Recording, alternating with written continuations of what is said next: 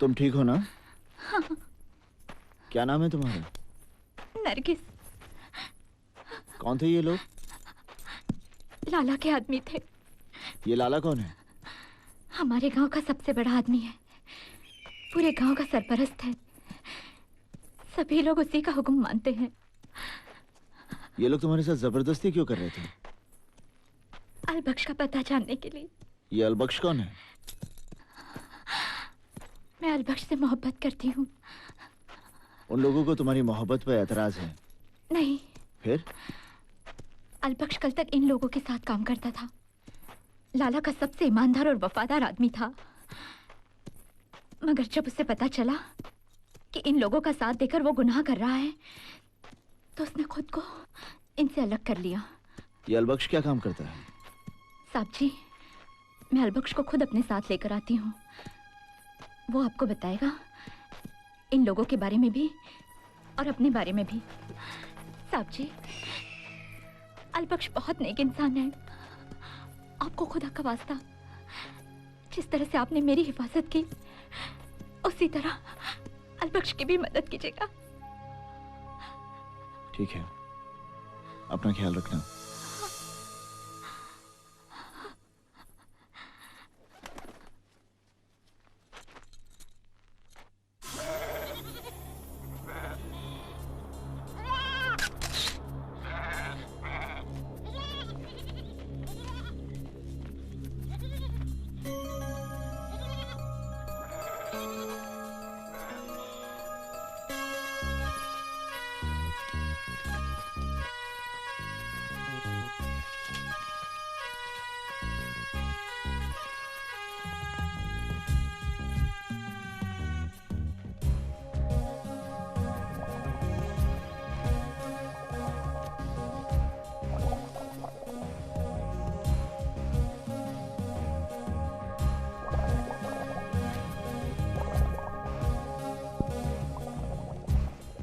Delta for Charlie. Delta for Charlie, over. Charlie 1 over. Delta for Charlie. Major, I love you, Major. Over. I love you too. Message received. Over. Delta for Charlie, important message for you, Major. Over.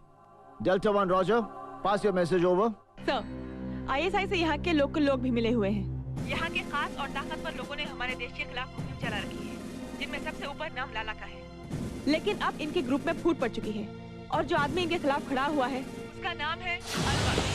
और अलबख्श ऐसा आदमी है जिसके जरिए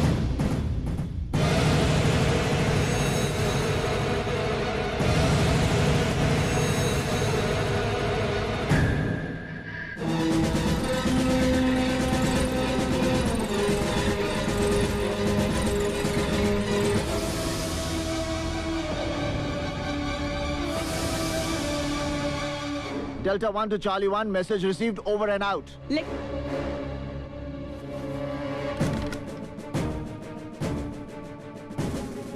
You terrorist. You are under arrest.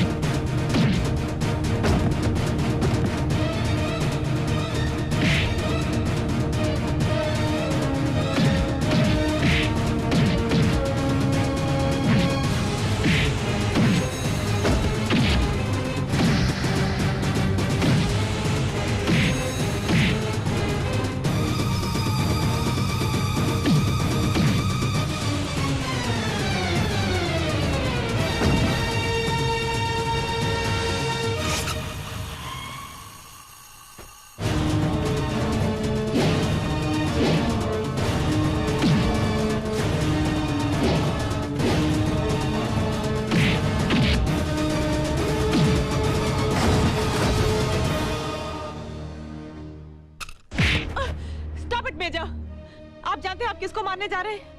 He is अलबख्श। इसी के बारे में तो मैं आपको इंफॉर्मेशन दे रही थी।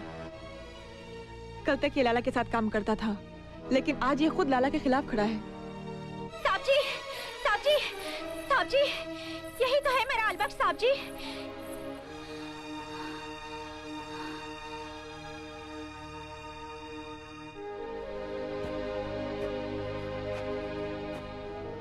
और अलबख्श, यही तो है वो साहब जी जिन्होंने तुम्हारी नरगिस की इज्जत लाला के दरिंदों से बचाई।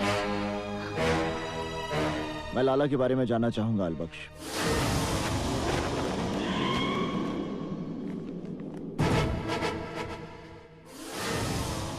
ये जखीरा मैंने लाला के भाई नवाब को मार के अपने कब्जे में लिया है और लाला के खिलाफ जंग का ऐलान कर दिया साहब जी। ऐसे न जाने कितने हथियारों के जखीरे लाला की हवेली में पेवस्त हैं। ये क्या कर रहे हैं साहब जी? तुम्हें आर्मी कस्टडी में ले रहा हूं। शुक्र करो कि तुम जैसे खतरनाक टेररिस्ट को मैंने गोली नहीं मारी।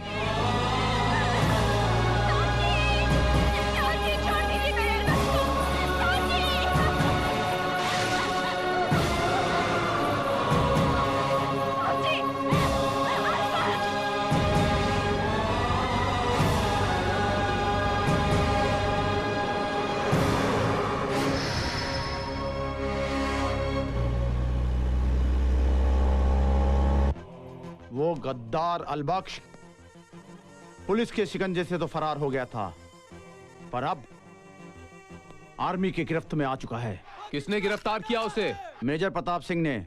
मेजर प्रताप सिंह उसे कयामत तक नहीं छोड़ेगा और इसी दौरान हमें अपने मंसूबों को कामयाब करना होगा लाला। इंशाअल्लाह हम लोग यहाँ गांव से कब्जा करना शुरू करते हैं और तुम लोग पहाड़ों से फौजी ठिकानों पर हमला करो। अल्लाह हाफिज लाला। खुदा हाफिज।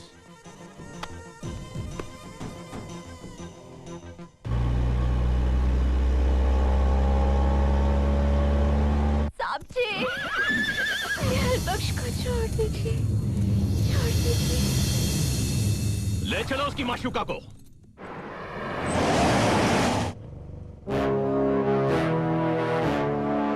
मैंने जिस मकसद के लिए तुम्हें गिरफ्तार किया था वो पूरा हो गया। मैं समझा नहीं साहब जी।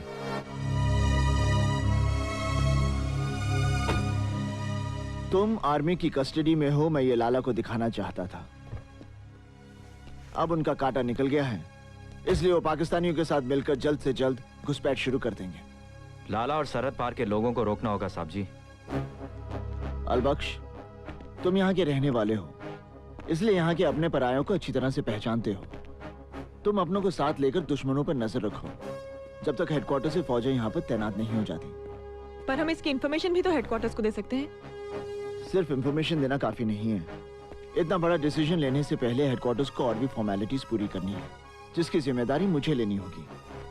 अलबख्श, वो हथियार किसी महफूज जगह पर छुपा देना ताकि दुश्मनों के हाथ न लगे।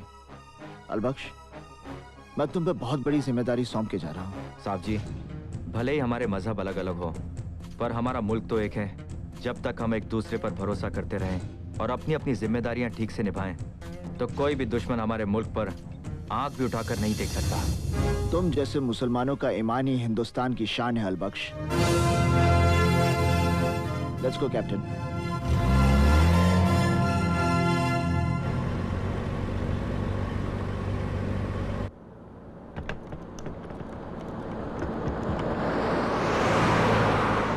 आर्मी इंटेलिजेंस और रॉ किसी ने भी आतंकवादियों के बारे में कोई रिपोर्ट नहीं दी है, और ना ही बॉर्डर पर कोई आर्मी मूवमेंट या प्रॉक्सी वॉर जैसी सिचुएशन की कोई रिपोर्ट है। सर, आर्मी इंटेलिजेंस और रॉ किसी इंफॉर्मेशन को देने में नाकामयाब हो जाएं, तो क्या हम लोग हाथ पे हाथ रखकर बॉर्डर की तरफ से बेफिक्र हो जाएंगे? सॉरी मेजर, मैं सिर्फ एक तुम्हारे कहने से इतनी बड़ी तादाद में फौजी ताकत बॉर्डर पर नहीं भेज सकता। वाई सर, मैं अपनी कंपनी का ऑफिसर कमांडेंट हूँ।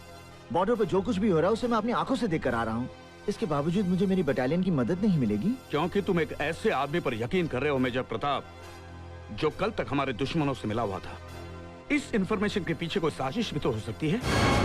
अगर मैं देशभक्त और देशद्रोही में फर्क नहीं पहचान सकता, तो मुझे आर्मी से रिजाइन कर देना चाहिए sir. Don't get emotional major Pratap. देखो, मैं इतने जवानों का रिस्क नहीं ले सकता। बर्फीले तूफान और एवलांचेस में मैं अपने जवानों को झोंक नहीं सकता। उसकी पूरी जिम्मेदारी मैं अपने ऊपर लेता हूं सर।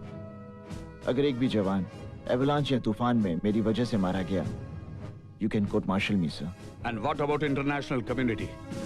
उन लोगों के सामने भी तो हमें जवाब देना होगा। पड़ोसी मुल्क वाले हम पर ये इल्जाम भी तो लगा सकते हैं कि पहल करके हमने हमला किया था।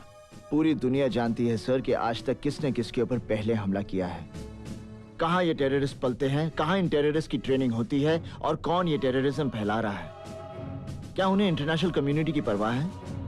क्या इंटरनेशनल कम्युनिटी की आंखों पर पट्टी बंधी है या वो जानबूझकर खामोश हैं? सर, हमें अपने देश की रक्षा खुद करनी है।